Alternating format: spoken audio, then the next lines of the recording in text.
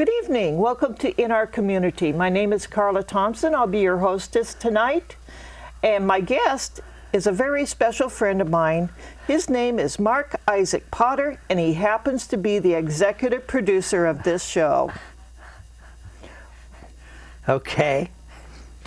We don't have to tell him that necessarily, but yeah, go ahead. Okay. And tonight's subject will be his new book that he's writing. And I'm going to have him just talk to you about how his interest in the Zen Buddhism movement. So the book has a co-author, Dave Cokerhook, and we've been working on it for several years, many years. And the name? The Power of Noticing. We were trying to find a part of Zen that was very, very simple, very Western, relaxed, easy to do, and we kind of had to develop our own methodology, so this is what we came up with. So for our viewers that don't know what Zen is, can you tell us about it?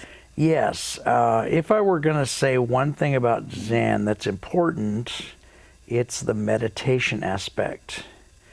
If a person were to do Zen meditation, the other aspects of Zen would blossom out of that. There's lots of other things you could talk about. Various parts of the study. There's a study of puzzles called koans. There's a walking meditation. There's something called satsang, which is when a teacher gives a talk to a group. There's dokusan, where a teacher talks privately to one student. But the most important part probably is the meditation aspect. So, where did Zen originate? What country? How did it come about? Okay, so there's different theories and ideas on that and opinions. Zen is part of Buddhism, and because it is, many people regard when Buddha had his enlightenment, and remember Buddha was a human being, not a god of any type, just a person. And that was a long time ago, I think 500 BC, something like that. Or he was born in 500 BC or somewhere in that neighborhood. But the word Zen didn't come about for many centuries later. Buddhism came from India, it went to China, stayed in China for a while, got corrupted, and then got uncorrupted. It became something called Chan. That's a Chinese word, and it got mixed with Taoism and other Chinese influences. And it became very political and corrupted. And then some teachers tried to break away from that and go back to the simple style of sitting and meditation. And so those teachers started Zen, which it got brought to Japan about that time. It's about 1253, somewhere in that neighborhood. Dogen Zenji brought it to Japan, and it became Zen mostly like we know it today. Okay. Well, how long have you been a student of Zen? I started practicing in '96. My wife had passed away in '95, and I'm a Christian, and I had a real crisis of faith when she passed. I started studying Zen, and I didn't know it at the time, but Zen is actually, the job of Zen is to kind of help a person be more of what they already are. So if I'm a house painter, or a car salesman, or a school teacher, or in my case a Christian, it helps you become more of what you are. I didn't know that at the time, and I was having this crisis of faith. So once I started meditating, about 6 months into it, I realized, okay, I'm a Christian. And so I found out years later by doing research that the mixture of Zen and Christianity dates all the way back to the 1800s in Japan. So it's not uncommon, because Zen doesn't have a god in it. It doesn't have the notion of worship. Now it does have bowing, which people mistaken for worship, but the bow that we do says this. The bow we do says, the light inside of you honors the light inside of me, or vice versa. The light inside of me honors the light inside of you. Other cultures look at it and they go, well, that's worship. He must be blaspheming. But that's not actually what's happening. So you find it completely compatible with Christianity? I find it compatible and enriching, enhancing. It makes me a better Christian. And when did you decide to become a teacher of Zen? I had a time in the early 2000s when I wanted to be a teacher, thought I was ready to be a teacher, and kind of went through a bumpy road where perhaps I wasn't ready. Looking back on it, I think possibly I wasn't ready. So after that bumpy ride, which was about a year long, and I never did really start teaching, I just kind of thought that I was ready.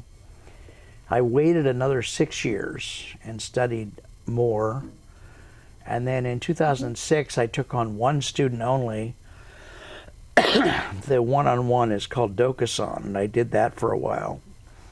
And then that person decided they didn't want to study at that level, and I thought, well, I'm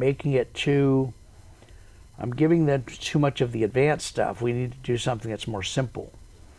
So that was kind of when I started searching for a more simple form, and there aren't that many really simple forms of Zen out there. So I started trying to create my own methodology that was simple and Western and easy and short and such things. So Zen will allow you the liberty to do such a thing. Yeah, I mean there are certainly the traditional school is very, very important, as I hope to talk about more later. But there are traditional teachers who look at someone like myself and say, well, you're not really a teacher because you don't have a Dharma transmission, or you didn't study with someone who studied with someone from Japan, or these kind of things. But nonetheless, there's lots of people like me out there teaching anyway. Why did you choose to become a teacher? It's a calling. I think like any calling that a person in a mission field or something has. I saw the practicality of it, and that it can make anything that someone does better by doing it. It's like a lever, it's like having a booster. It's like a transformer or an energy drink for whatever else you're doing. Well, let's move on to your new book, The Power of Noticing. Why did you write this particular book about paying attention and noticing? I tried to find something in Zen that was so obvious and so simple, because there are so many things in Zen that are like really, really, really, really advanced and deep and ethereal, and those things get in the way of understanding. So I picked something really simple. All of us are noticing. All of us have senses. Most of us have 5 senses or 6. And we spend the day either noticing or not noticing, as the case may be. And by doing a little more noticing, we enhance our lives at least a little bit. Well, I like the way that you kind of set it up in a seminar type thing. When I was privileged to be able to read part of a draft of it. And one of the first exercises that he talks about is when you first walk into the seminar, you're asked to retrace your steps and to see if you can notice anything different that you didn't notice. Well, as I read that, I reflected back to when I was coming into the TV studio, and I had noticed some sunflowers growing in one of the other businesses. Cool, very nice. And that has an effect, it lifts your day up a little bit. When you share it with others, that energy helps lift them up a little bit. So it's not big, but it's a little change for the better. And why did you and your co-author decide to write a companion seminar to the book?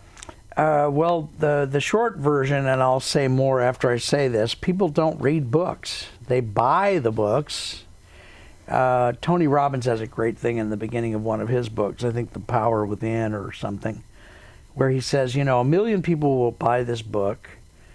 Out of these million, 100,000 will read the first 10 pages. And out of that 100,000, 10,000 will read halfway through. And maybe 100 out of 100,000 will read the whole book. And I thought, okay, we have to find a way to get the material of the book right there to them in a tasteful, tempting way. And so we're breaking each chapter of the book down to a little seminar, a little 1 or 2 hour seminar with fun exercises and such. So that sounds interesting. And what are you attempting to teach in your book? The main thing we're trying to teach is attentiveness. And once we get the notion across that attentiveness is important and that can make your life better, then we want to try to get people to be someone who's willing to practice attentiveness and is willing to deepen attentiveness. The end of the first seminar, which is the first chapter companion, the question that we pose at the end of that chapter is, are you willing to notice? So just being willing to notice things in life, and we talk about all the things that come up about that, like, well, there's too much data coming in for me to notice everything. Yes, that's true, and we address that, and such. Now, being in Silicon Valley, we know what the fast pace of life is here. Yes, that's right. So do you think that would be practical here? It is, and it helps because when you're noticing, you also get to define better than we do now, in my opinion, which things do I need to notice? Which things do I pay attention to?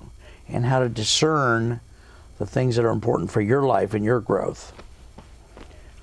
Can you enumerate the benefits that you feel a person would come? Well, there's lots of benefits, and many of the books will give you a whole list of benefits. There's a great book called Buddhism for Idiots or something like that. It gives a good thing in the beginning. It's kind of fun and lighthearted. I think calmness is one, being well grounded. A person is more conscious of their own health, both their energy and their choices they make. As you notice, you might notice things that enhanced your day and the things that happened that you did and that others did that did not enhance your day. And by noticing that, you could make an adjustment for the next day. I noticed that I sabotaged this report I gave, or I noticed that every time I walk into Joe's office, he has something snotty to say to me, so maybe I won't walk in there as often, or something like that. How did you get How did you get interested in Zen? It's a very funny story. I was in the printing business for about 20 years. And in printing, you're always trying to design a nice brochure or flyer or business card for someone that's attractive, eye-catching, colorful, all these things. And I was at the Saratoga Drama Group in the audience of a play. And of course, they have an intermission at such a thing. I went out into the courtyard there where City Hall and such is. And they had kiosks with flyers on them. Well, being in printing, I always take note of flyers.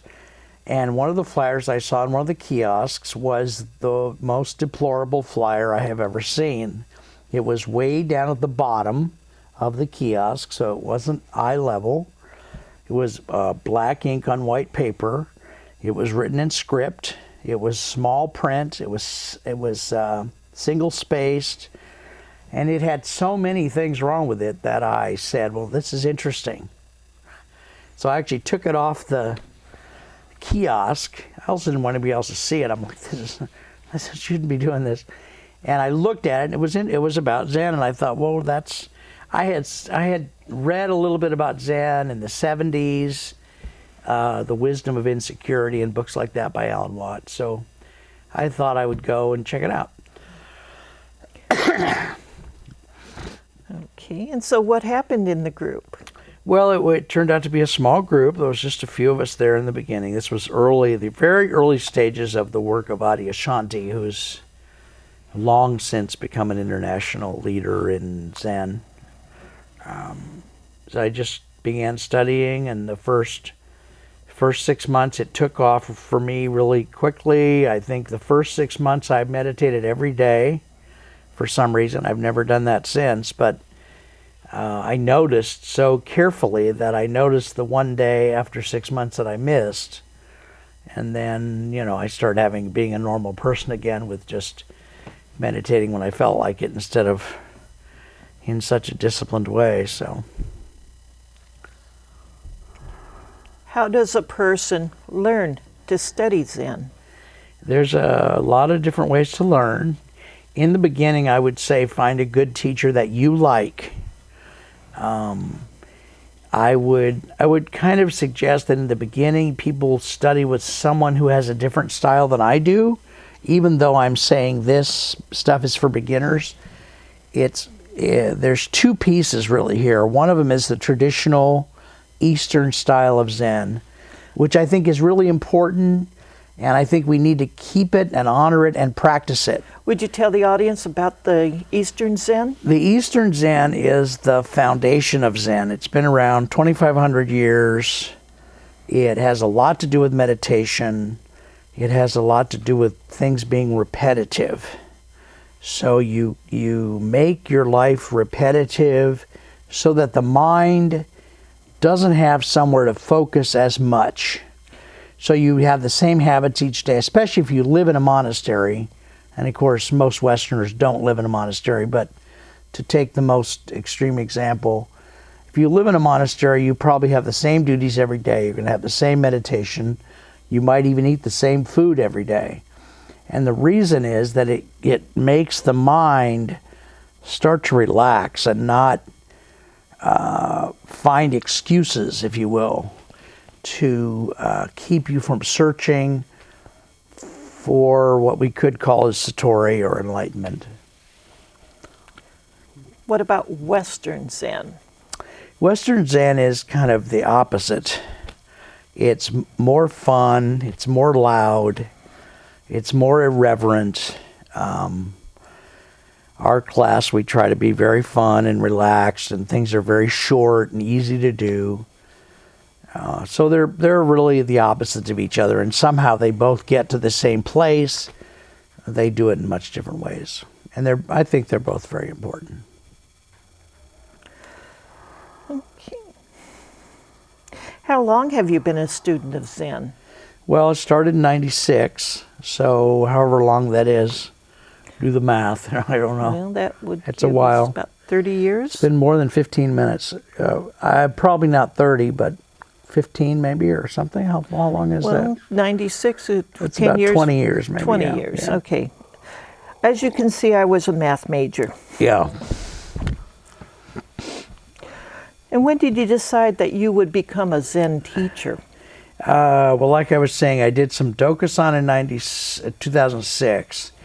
And then a few years later, my teacher, Mary Fisher, was approached by someone at one of the local churches, St. Francis Episcopal in Willow Glen. I think I know that church. Yeah, I think you do too. And Marilyn Booth, who was a member of that church at the time. She still is. She may have been the senior warden at that time. Anyway, she asked Mary Fisher, who's a friend of hers, could someone come and teach Zen meditation? So Mary asked me if I would do it. So I came and taught. So what was the result of that meeting? We did a class that was one 20-minute meditation. Normal meditation in Zen for a formal class would be 2 40-minute periods. So I wanted to do something that was easier. We did one 20-minute period, and there was no talk or anything. Just, sometimes you do a meditation and there's a Dharma talk after. But I didn't do the talk. I just did 20 minutes of meditation and we went home. We did that for maybe a year or something, and then I started studying with a different teacher myself because Mary retired. And my new teacher was more formal, and she requested that I temporarily not teach while I was in a certain phase of study with her. So what happened to that group that was at St. Francis? That group just disbanded. It just disappeared like the wind. Have you ever considered doing another one? I have thought of it. I don't know that.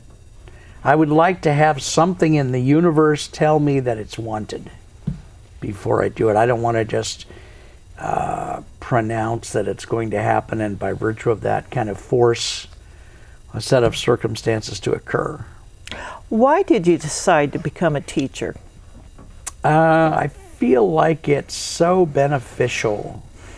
Zen is, like I said before, it's like an energy drink for whatever you're doing, or a lever to make whatever you do in life more beautiful, have more depth.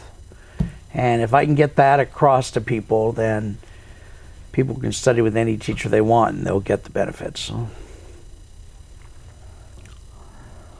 What would you say to a person who still feels that they would like to study Zen, but they just don't have the time? Ah, yes. I get this question a lot. I think the meditation is the most important, and I've had this, several students ask me this. I suggest that people sit. Sitting is the meditation. Now, rather than do any particular form, just sit, period, for 10 seconds each day. That could be when you're driving to work, you get your car into the parking spot, you take the key out if you have a car that still has a key, and you sit there for 10 seconds. And by 10 seconds, I mean really 10 seconds. So that would mean nothing going on inside of your head, etc.? Well, no, lots of things are going to go on inside your head, I guarantee. That's one of the things we haven't addressed in this interview, but that's part of the work of Zen, is to watch all the thoughts that come up in the mind. Thoughts come up in the mind constantly for everybody, all the time. So that's going on, but not the radio playing, not you picking your nose or eating a sandwich or reviewing your notes for the meeting or whatever. So just consistent quietness. For 10 seconds, yeah. If you can't find 10 seconds, I can't help you. Well, I can try. We'll see what happens.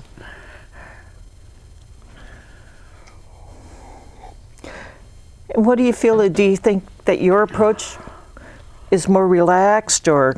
I think it's more relaxed. I think it's not for everybody. And if a person becomes a serious student, I suggest that if they want to continue studying with me, that's fine. But I also really want to see them go and study formal, traditional Eastern Zen, because that's where the foundation is. When your practice hits a rough spot, what I do isn't going to save you.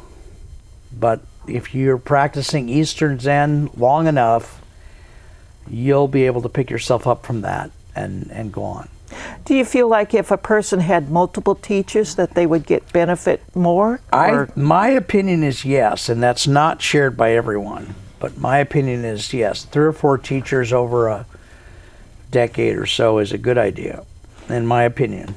Okay, and that would be like the same as in college, where you get, 2 or 3 teachers for the same subject, and you get different opinions. Yes, well, my first teacher was Adyashanti. I studied with him 4 or 5 years, and he mixed Zen with Advaita Vedanta. Then I studied with Jerry Orzov and Mary Fisher, and their approach was Rinzai, which we haven't talked a lot about. It has the meditation in it, but it also has these puzzles called koans. And a lot of your study is studying puzzles. Then I studied with Cornelia, who's a traditional Soto, which is the sitting is the main emphasis. So I've studied with a lot of different teachers and I feel I've gotten the benefits of each. So a person could pick different aspects to make them feel That's completely that's at how home. I feel. Yeah, that you're free to choose. In the old days, it was a big deal, and in Japan and China, it's still a big deal. If you're with a teacher, that teacher is law in your universe. Whatever he or she says, you do that. How about those who feel that Zen just isn't for them? Yes, I'm glad there are people who feel that way, and I would encourage them to not practice it. The thing I would say do is take whatever it is you like doing, whether it's target practice or bowling or playing with the grandkids or coloring or whatever, and do more of the things that you love.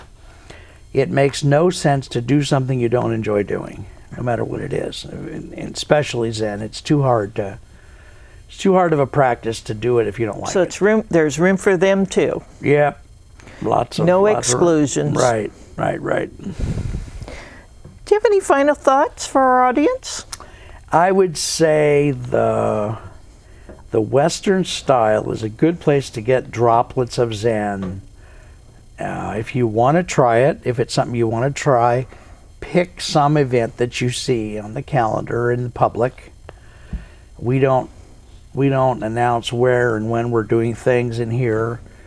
I would just encourage you to practice with any teacher to whatever extent you want, and see if you like it. If you don't like it, don't do it. If you do like it, think about whether it'll help or not. Are there many teachers in this area? This area, especially the Bay Area, Silicon Valley, has a lot of teachers in countless numbers of disciplines. They're all over the place. So they would be able to find somebody on the internet. You could find dozens and dozens of people to work with. Now, I also remember you mentioned something earlier about being able to find videos on like YouTube that could help people. Yes, YouTube has hundreds, thousands of videos of all kinds of teachers from all over the world, literally thousands. So you could go on there and look for things, and you would find things. Some things are 2 minutes long, some things are 2 hours long. There's all kinds of stuff, and it's a good place to start, and you don't have to do anything. You just sit at home and watch.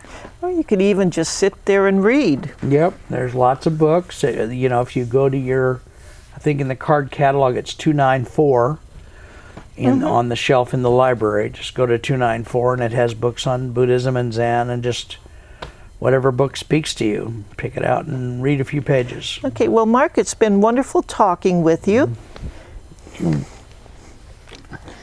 And I look forward to doing more interviews with you. Thank you very much. And this has been In Our Community. Once again, my name is Carla Thompson. My guest was Marc Isaac Potter. So, yeah, thank you. Okay, I think